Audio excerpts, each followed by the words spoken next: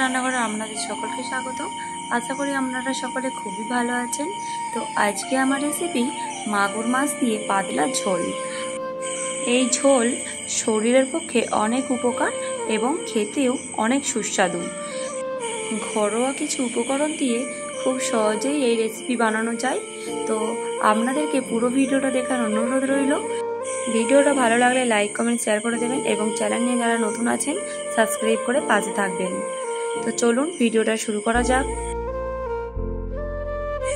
মাগুর মাছের ঝোল বানানোর জন্য আমি এখানে একটি মাগুর মাছ নিয়েছি।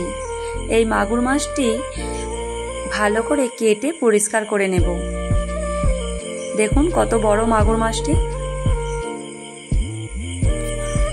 মাগুর মাছের ঝোল খেলে শরীর অনেক ভালো থাকে এবং সুস্থ থাকে। তো তাই জন্য আজকে মাগুর মাছের পাতলা ঝোল বানাবো। দেখতে থাকুন পুরো ভিডিওটা। দেখুন সুন্দর করে চাকা বের করে নিয়েছি।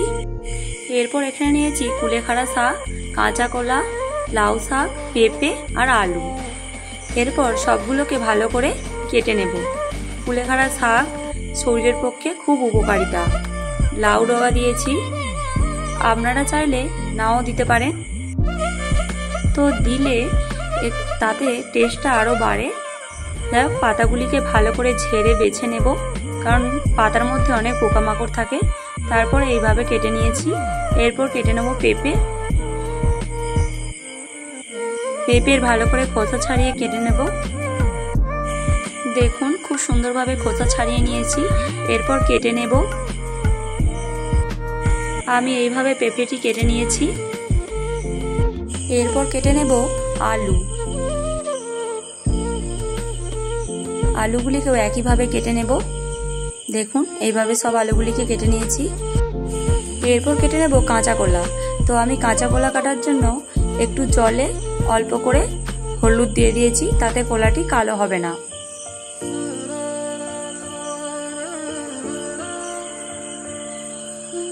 সুন্দরভাবে খোসা ছাড়িয়ে কাঁচা কলাটি কেটে নেব। আপনারাও এইভাবে কেটে নেবেন।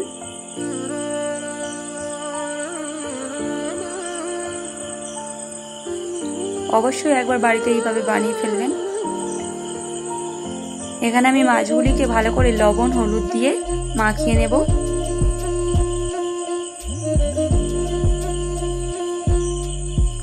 সব মাছগুলিকে লবণ হলুদ দিয়ে ভালো করে মাখিয়ে নিয়েছি। এরপর কড়া গরম করে নিয়েছি। পরিমাণ মতো তেল দিয়ে দেব। তেল গরম হয়ে গেছে। এরপর দিয়ে দেবো মাছ। এই মাছ কিন্তু খুব ফাটে, আপনারা ঢাকা দিয়ে ভাজবেন।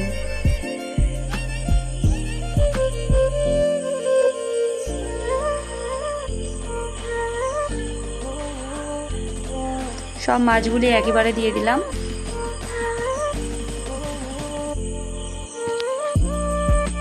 দেখুন এক পিঠটা খুব ভালোভাবে ভাজা হয়ে গেছে, অপর পিঠটাও খুব ভালোভাবে ভেজে নেব। এরপর মাছগুলি ভাজা হয়ে গেছে, সুন্দরভাবে তুলে নেব।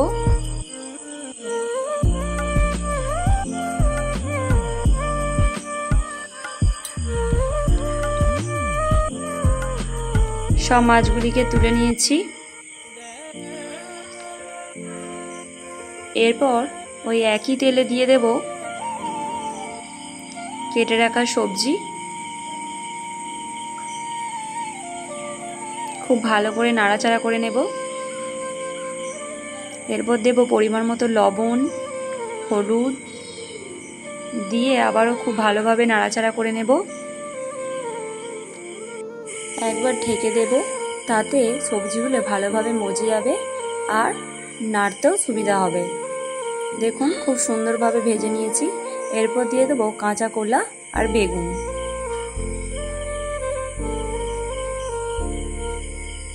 আবারও খুব ভালোভাবে সবকিছুর সাথে মিশিয়ে দেব, দিয়ে একবার ঢেকে দেব। সবজিগুলি খুব সুন্দরভাবে নাড়াচাড়া করে নিয়েছি।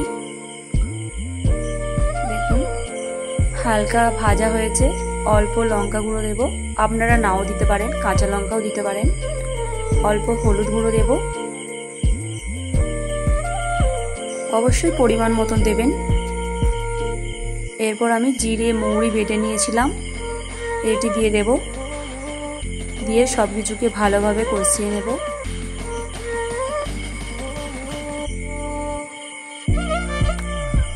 আপনারা এটিতে গোটা ধনেও অ্যাড করতে পারেন। দেখুন খুব সুন্দরভাবে মশলা কষিয়ে নিয়েছি। এরপর দিয়ে দেবো শাক। আবারও সব কিছুকে ভালোভাবে মিশিয়ে নেব। এরপর দিয়ে দেব পরিমাণ মতো জল। ঝোলটি পাতলা হবে, তাই বেশি পরিমাণে একটু জলটা দেব, তাতে ঝোলটি একটু খেতেও ভালো লাগবে।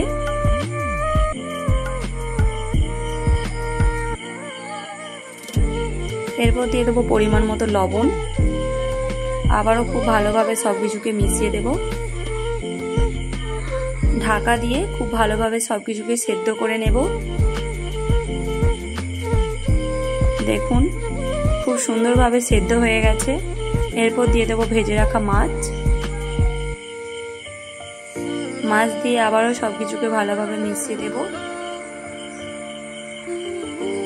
এরপর একটি পাত্রে ঢেলে নেব। এরপর ঝোলটি সাঁতলানোর জন্য কড়াই অল্প সরিষা তেল দেব।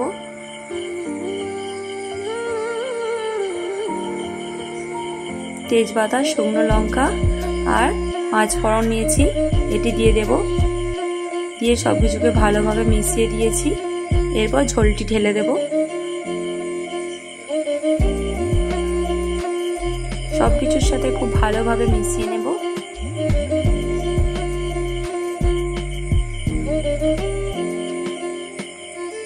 তিন থেকে 4 মিনিট ফুটিয়ে নেব। দেখুন খুব সুন্দর হয়েছে। আশা করি খেতেও সুন্দর হবে। আপনারা অবশ্যই বাড়িতে একবার এইভাবে বানিয়ে ফেলুন। শরীরের পক্ষে খুব উপকার এই ঝোল। আমার তো পুরোপুরি রেডি, তো আপনারাও ঝটফট বাড়িতে বানিয়ে ফেলুন। আর ভিডিওটা কেমন লাগলো অবশ্যই কমেন্টে জানাবেন। ভিডিওটা ভালো লাগলে লাইক করে শেয়ার করে দেবেন এবং আরও নতুন নতুন ভিডিও পাওয়ার জন্য চ্যানেলটি সাবস্ক্রাইব করে দেবেন। আবার দেখা হচ্ছে পরের ভিডিও নিয়ে। ততক্ষণে ভালো থাকুন, সুস্থ থাকুন।